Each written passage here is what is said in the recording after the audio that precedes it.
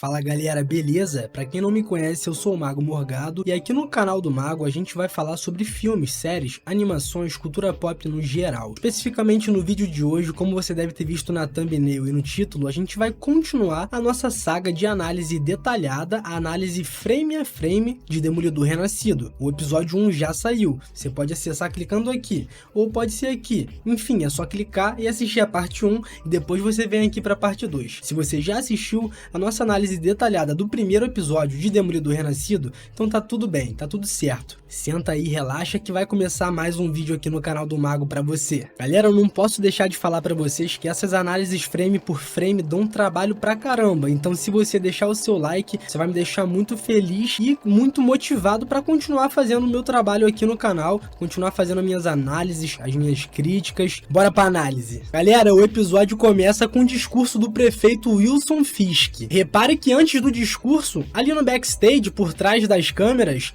Wilson Fisk parece estar ansioso ou incomodado com alguma coisa que tá rolando. Wilson Fisk, mais uma vez em seu discurso, deixa bem claro que mesmo em situação de calamidade, mesmo Nova York estando um caos, a cidade tem que contar com Wilson Fisk, com o prefeito delas, não é com nenhum vigilante mascarado, não é com o Demolidor, não é com o Tigre Branco, não é com ninguém, é com o prefeito, com os policiais, com quem age dentro da lei que os cidadãos têm que contar. Esquece super-herói. E ele promete devolver ordem à cidade de Nova York. Ele faz algumas promessas e deseja um feliz ano novo a todos. Repara, rapaziada, que a feição do Wilson Fisk não tá lá muito legal, não tá lá essas coisas. Ele tá incomodado com alguma coisa. A moça pergunta se ele quer retocar a maquiagem ali, ele fala, não, chega pra lá, sai daqui, me deixa quieto. Rapaziada, olha como tá lotado aí e essa galera tá dividida. Tem gente que tá apoiando o Wilson Fisk, tem gente que não vai com a cara dele, mas enfim, Matt Murdock tá em casa bebendo um vinho, dando aquela degustada no vinho e ouvindo o discurso de Wilson Fisk, o novo prefeito de Nova York. Matt Murdock não tá nada satisfeito com o fato da população de Nova York ter escolhido Wilson Fisk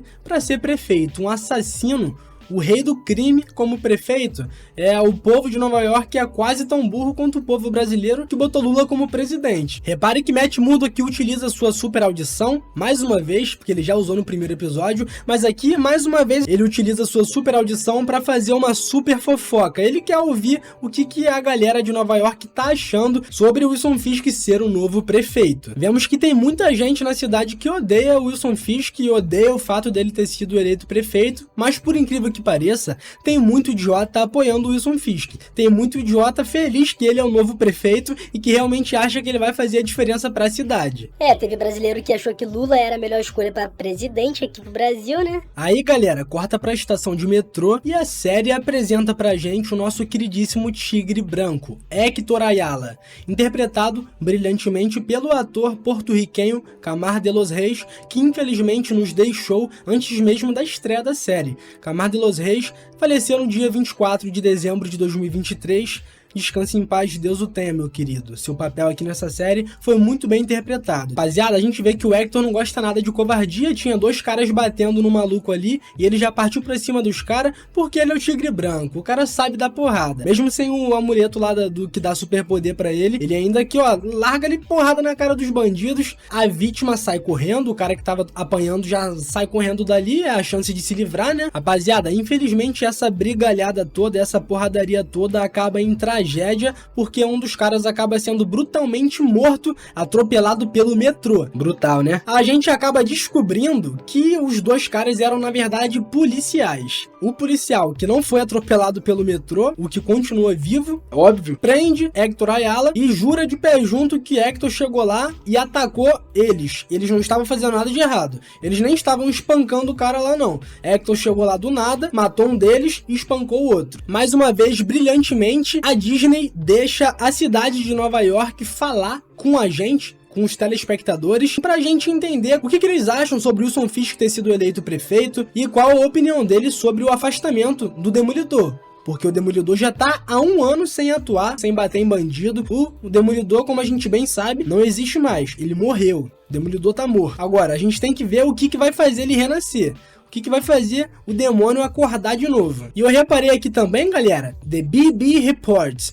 Isso aqui é da Bibi Yurik, é da sobrinha do Ben Urich, que vai aparecer mais pra frente aqui na nossa análise de hoje, porque ela tá aqui nesse episódio e é uma personagem muito interessante. Bom, corta pro gabinete do prefeito, aqui a gente vê o Wilson Fisk falando com a sua funcionária Sheila. A Sheila, rapaziada, digamos que ela tá por trás da vitória de Fisk nas eleições. Ela é a mulher da campanha, ela é quem botou ele na boca do povo, ela e o resto da equipe, aquele gordinho, o Daniel e os outros caras, todos eles trabalham muito bem, fazem um trabalho muito bacana, realmente são muito profissionais, realmente souberam vender o produto Wilson Fisk, porque o Wilson não se ajuda, ele já fez muita merda. Então, para ele ganhar as eleições, tinha que ter por trás dele uma campanha muito bem elaborada. E quem é a cabeça pensante dessa campanha justamente é a Sheila. Enfim, eles estão conversando ali, o Wilson tá meio distraído, falando sobre coisa nada a ver com ser prefeito, mas ela volta ele pra realidade e fala: acorda, Wilson Fisk, você é prefeito e você tem uma caralhada de responsabilidades.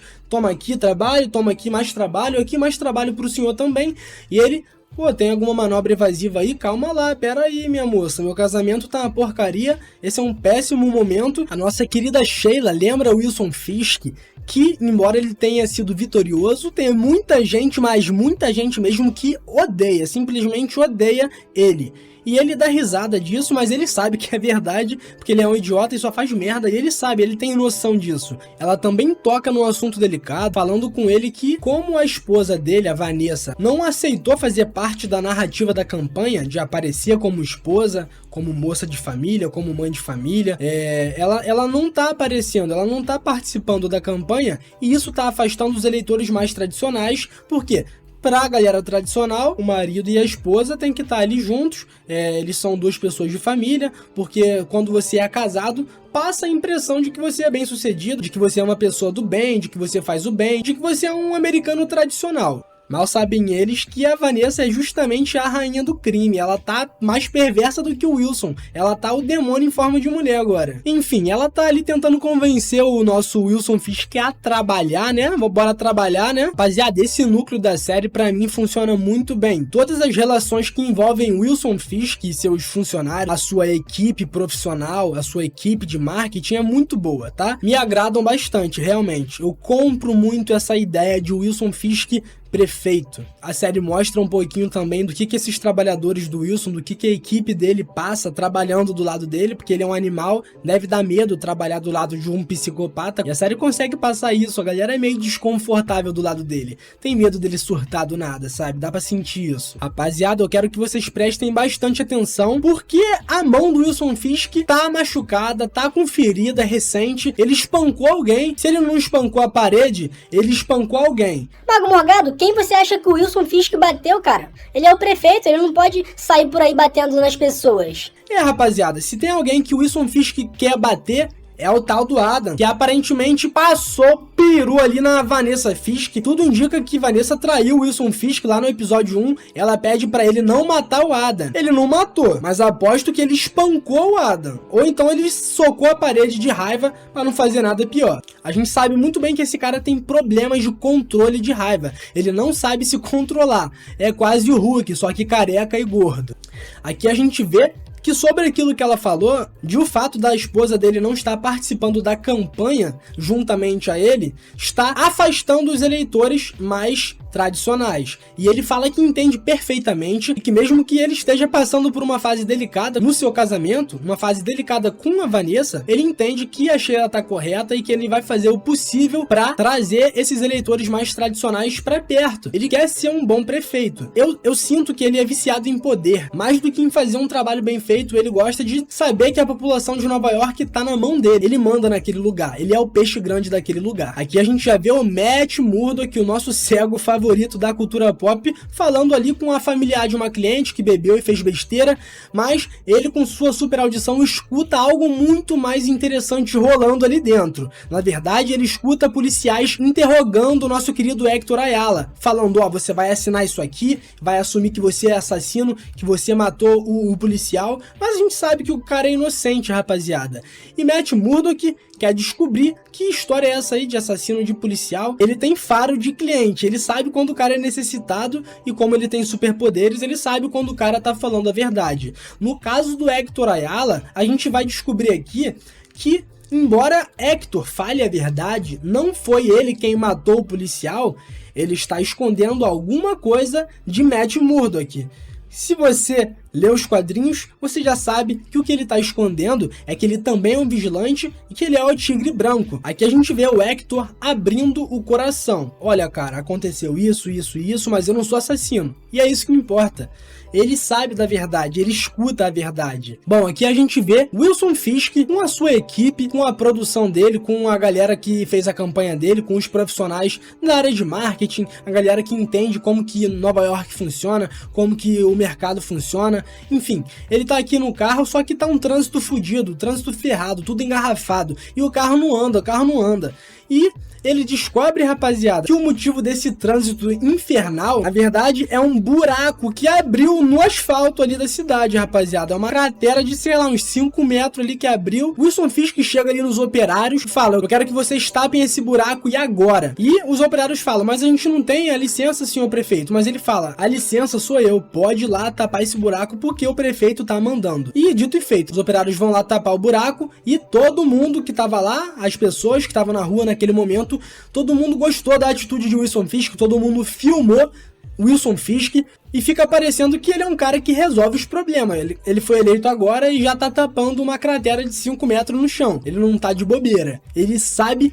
usar o poder dele. Ele tava passando, viu o problema e vou resolver o problema em público, com a imprensa, todo mundo vendo, aí que eu vou ganhar pontos com a população. Aqui Matt Murdock tá tentando convencer a sua parceira Macduff e o detetive Cherry aqui a acreditar que o Hector Ayala é inocente. Kristen Macduff e o Cherry no começo relutam e falam: mano, você vai contra a polícia? Tá maluco? Você tá doido, né? Mas o Matt Murdock não vai desistir tão fácil e ele vai dar vários motivos para acreditarem nele, na palavra dele e no Hector. Hector é inocente e o Matt está disposto a provar isso. Ele conseguiu entrar na mente ali da Macduff e do Cherry e finalmente ele tem a liberdade de assumir o caso do Hector Ayala.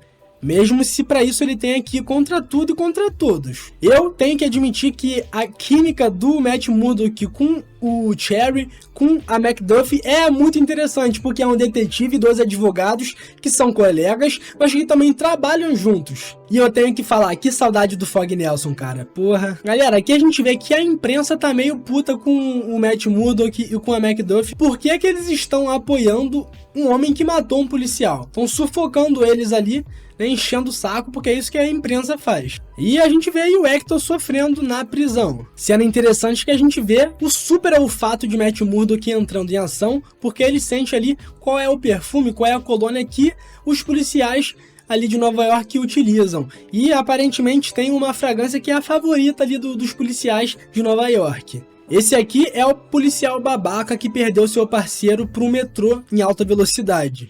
Enfim, galera, uma coisa eu tenho que admitir, a série é muito boa e esse episódio estava impecável, literalmente impecável até esse momento. Mas eu tenho que admitir, a cena de tribunal desse episódio é terrível, horrível. Parece que a Disney acha que eu tenho 8 anos e que todos vocês têm 8 anos também, e que a gente não tem capacidade ou inteligência para entender que essa cena aqui é totalmente fora da realidade. Um tribunal não é assim, as pessoas não se portam assim dentro de um tribunal, porque literalmente, galera, o tribunal, o juiz se recusa a ouvir o argumento da defesa. Para quem não entende, no tribunal tem a defesa e o ataque. Matt Murdock é a defesa. Ou melhor, Murdock e Macduff são a defesa. E o juiz se recusa a ouvir a defesa. Isso não existe. Os dois lados têm que ser ouvidos para que a gente possa entender a situação de verdade. Aqui não. Basicamente aqui, ó, é isso aí, pode prender o senhor Hector Ayala aí porque ele matou o policial. Não tem essa de ele foi um oficial condecorado, nunca se envolveu em problema antes e... Não tem essa, irmão. Vamos prender o cara porque sim. Pô, pelo amor de Deus, né? Quem esse juiz acha que é? Galera, de verdade, um tribunal não funciona assim. A lei não funciona assim. Isso aqui ficou horrível. Esse roteiro aqui parece que foi feito ou por uma criança ou por um adulto retardado. E eu não sei o que é pior. Tomar no cu Disney Plus. Na minha opinião, lembrando, na minha opinião, a Netflix fez uma série do Demolidor superior em todos os aspectos possíveis. principalmente nas cenas adultas, cenas sérias, cenas maduras de tribunal. A lei funcionava na série de Demolidor da Netflix, era tudo muito palpável, tudo muito real. Aqui, como eu falei, coisa de mongol, ridículo. Enfim, sabe o Daniel, aquele gordinho que trabalha pro Fisk? Ele tá doido pra transar, ele tá se coçando pra transar com a Bibi Yurik, e ele vai lá e consegue uma coletiva exclusiva ali de 5 minutinhos pra ela trocar uma ideia com o prefeito Fisk. Bibi Yurik pergunta sobre Vanessa, sobre a esposa de Fisk.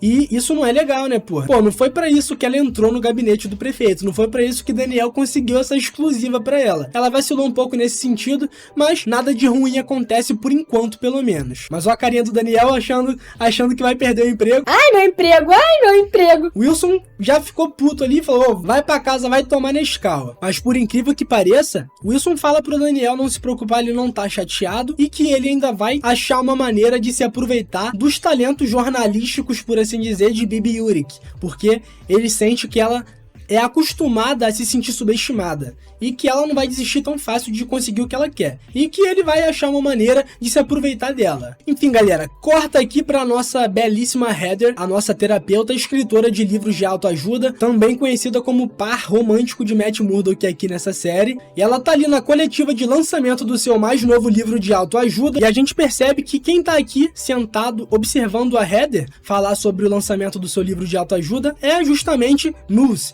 o nosso vilão da temporada. Ele ainda não apareceu com o uniforme, ainda não apareceu pronto do jeito que a gente conhece, mas o ator que interpreta ele é esse aqui. Eu confirmei isso aqui, tá? Esse é o ator que vai interpretar o Moose. Então, esse maluco que aparece no lançamento do livro da garota lá é o vilão, e ele pede ajuda pra ela. Parece ser um jovem meio perturbado, um jovem meio conturbado, deve ter baixado Discord e joga LOL, aí fica assim. A série deve explorar isso, que ele realmente deve ser uma pessoa perturbada, ele não deve ser de todo mal, deve ter alguma justiça poética por trás de todas as atrocidades que ele comete. A gente vê também, galera, que a Heather tá com a bola toda, ela é famosa, ela é uma terapeuta escritora famosíssima. Aqui ele vai falar com ela, como eu disse, ele vai pedir ajuda pra ela. Oi, você pode me ajudar? Eu gosto muito do trabalho que você faz, você parece uma pessoa ótima e eu preciso de ajuda. Eu não tô bem, eu não tô legal. Quem é esse cara aqui? Rapaziada, esse maluco aqui é funcionário do Wilson Fisk. Por que ele tá indo atrás dela? Porque o Wilson Fisk ou alguém da equipe deve ter falado para ele que ele precisa arrumar uma terapeuta eficaz, profissional, reconhecida, famosa e que vai poder resolver o problema que tá ferrando com o casamento de Wilson Fisk. Então, esse aqui vai atrás da Heather pra dar essa proposta de trabalho pra ela, porque ela vai ser terapeuta de casal de Wilson e Vanessa Fisk. Que merda, namora o Demolidor, trabalha sendo terapeuta do Rei do Crime e também vai ser terapeuta do assassino Mills. Essa mulher é ela que vai precisar de um terapeuta no final dessa série. Rapaziada, no enterro daquele pau no cu policial que morreu... Rapaziada, no enterro daquele policial verme que morreu, a gente vê aqui Wilson Fisk chegou no final da cerimônia, porque ele não queria atrapalhar a cerimônia, ou pelo menos essa é a desculpa que ele dá, mas enfim, ele foi lá falar com o comissário de polícia. Comissário esse que odeia o Wilson Fisk, ele chama o Wilson de bebê chorão, de garoto mimado. É muito interessante ver que o que liga o modo assassino, psicopata, rei do crime no Wilson Fisk são homens como esse, homens da lei que não tem medo de falar o que é certo. E ele tá pouco se fudendo pro rei do crime. Mais tarde a gente até vê que ele quer pedir pra sair ali do cargo dele, porque ele não quer ser comissário do mandato de Wilson Fisk. Para ele, o Wilson é um verme, para a maioria dos outros policiais, o Wilson é um verme mesmo. Aqui a gente tem essa cena muito interessante em que o Wilson vai lá só para ser esculachado por um descendente de italiano. E aqui a gente também vê a cicatriz, a gente vê melhor a cicatriz de Wilson Fisk daquele tiro que ele tomou na cara na série do Hawk. Como que ele sobreviveu a um tiro na cara? Não me pergunte, não me pergunte. Rapaziada, ele tomou um esculacho ali do comissário, e o comissário foi dormir mais cedo hoje, foi dormir tranquilo, porque ele jantou o Wilson Fisk. Bom, aqui a gente vê que a Kristen McDuffie e o Cherry estão na casa da esposa de Hector Ayala. E a gente descobre que a relação dela não tá muito legal com o Hector. Ela não tá muito bem com o maridão, não. E aqui a gente vê eles tentando convencer a senhorita Ayala a ir lá ajudar a tirar o homem dela da prisão. deixa de lado aí que vocês não estão bem, porque o cara tá sofrendo, tá apanhando lá na prisão. E ela parece ser uma mulher estressada, trabalha muito, mas é claro que ela ama o marido dela e que ela quer tirar ele de lá. E ela quer saber se tem solução, porque ela sabe que a situação que o Hector tá é uma furada e tanto. E ela quer saber se eles vão conseguir tirar ele da prisão. Cherry fala que Matt Murdock e Kristen McDuff são os mais qualificados que ele conhece e que se tem alguém que consegue tirar o Hector da prisão são eles. Agora, quem é muito curioso é o gato que morreu de curiosidade, mas o Cherry também é muito curioso. Ele vai e entra no quarto do Hector e ele descobre uma coisa que eu acho que era um segredo. Acho que não era pra ele descobrir isso aqui não. Cherry descobre nada mais, nada menos e nada mais do que o traje de tigre branco. E o amuleto lá que dá superpoderes pro Hector Ayala. Olha a reação do Cherry. Esse ator é ótimo também, não vou negar. Rapaziada, o Matt Murdock tá aqui jantando com a Heather. Eles têm uma química muito bacana, por quê? Porque são duas pessoas bonitas, e quando duas pessoas bonitas conversam, automaticamente elas têm química. Mas tem um problema, esse jantar não vai acabar bem, porque o Matt Murdock recebe uma ligação do Cherry, e ele sabe que o Cherry só liga quando é necessário. O Cherry explica pro Matt Murdock que o Hector é um vigilante mascarado, mais conhecido como Tigre Branco, e o Matt Murdock fica simplesmente puto da vida, vai lá e fala: esse aqui é você, né, desgraçado? Por que você escondeu isso de mim?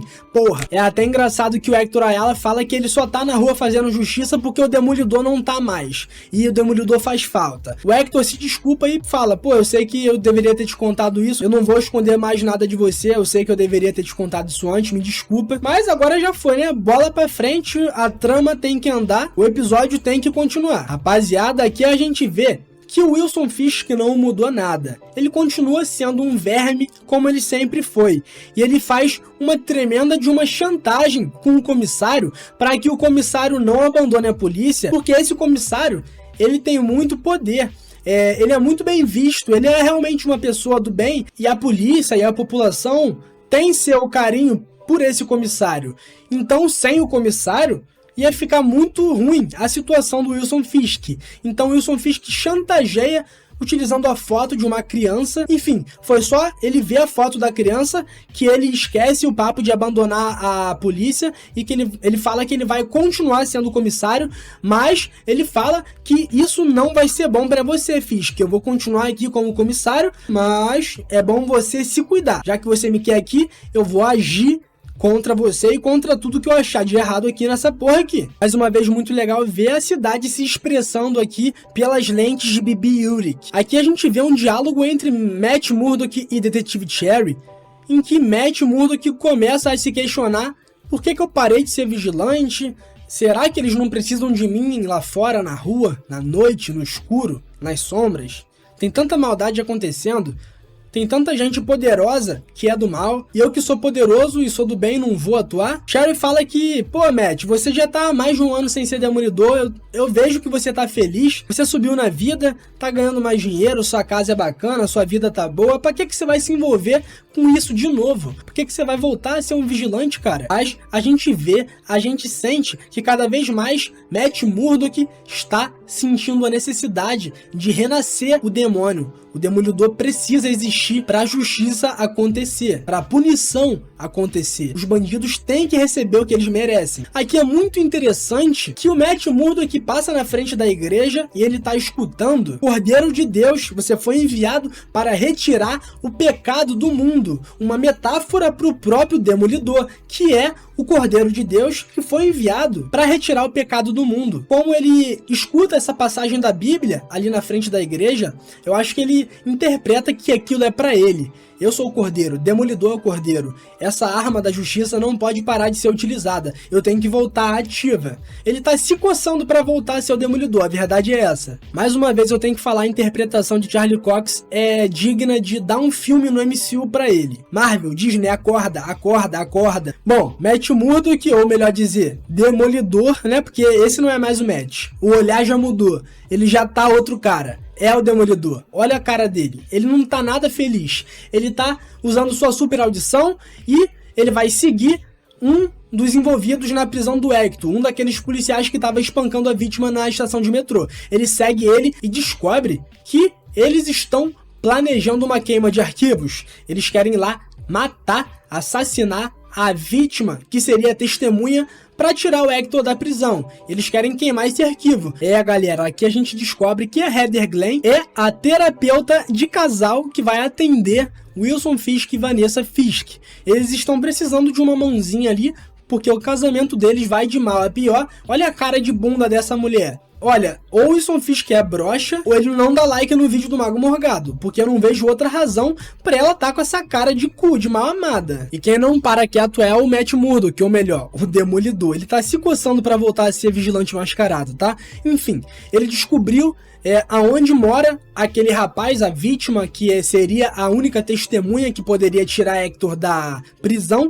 Ele vai lá na casa dele e troca uma ideia com ele. Aí ele fala: abre a porta, eu sou advogado, sou pessoa do bem, se você não abrir a porta agora, você vai se arrepender no futuro. Ele vai lá e abre a porta, porque, meu irmão, o cara falou que vai vir gente aqui atrás de mim, me matar, eu vou ver o que esse cara quer, né? E aí o Matt fala: sai daqui, você tem que ir no endereço tal, meus amigos te esperam lá e a gente vai te ajudar a sair dessa. O garoto sai, vai correndo pra lá e Matt Murdock já tá ali esperando os bandidos. Ele abre a porta tranquilamente e é engraçado que ele fala: tá procurando sei lá quem, aquele que é a única testemunha possível que pode ferrar a sua vida, acabou de fugir, tá indo encontrar os meus amigos ali. Muito bom, Charlie Cox. E aí, galera, a gente vê que vai rolar uma porradaria, vai rolar uma leve porradaria. Opa!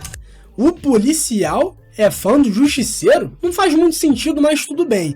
É uma boa desculpa para fazer Frank Castle aparecer aqui, justamente para bater nesses policiais, porque a gente sabe que ele vai aparecer. Agora, para que ele vai aparecer? Na minha opinião, para bater, para espancar esses policiais que estão usando a marca dele para fazer coisa errada. Galera, essa é a única cena de ação no episódio inteiro. Ô Disney, entrega Demolidor, entrega cena de ação, por favor. Entrega pra gente, minha filha, cena de ação, por favor. Uma só por episódio é sacanagem. Mas ó, Matt Murdock tá sendo espancado, enquanto é só agressão física, ele aceita na boa. Mas o safado do policial puxa um cano pro cara. Porra, quando o Matt Murdock sente ali que ele puxou a arma, ele deixa o Demolidor sair. Ele fala: acorda, Demolidor, vambora bater nesses caras, senão a gente vai morrer. Meu irmão, pensa numa cena brutal de verdade, nível Netflix, suja, osso quebrando, sangue jorrando, sem computação gráfica, cena sincera, realista, sem pirueta desnecessária,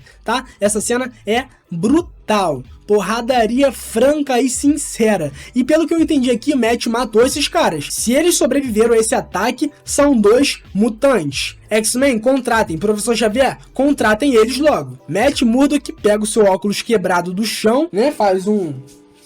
Se limpa de poeira e ele parece ter gostado de fazer o que ele fez. Ele dá um grito um tanto quanto satisfatório, na minha opinião. É tipo: vou voltar, eu vou voltar a ser o Demolidor nessa porra porque precisam de mim, senão esses corruptos vão tomar conta de tudo. Eu sou necessário.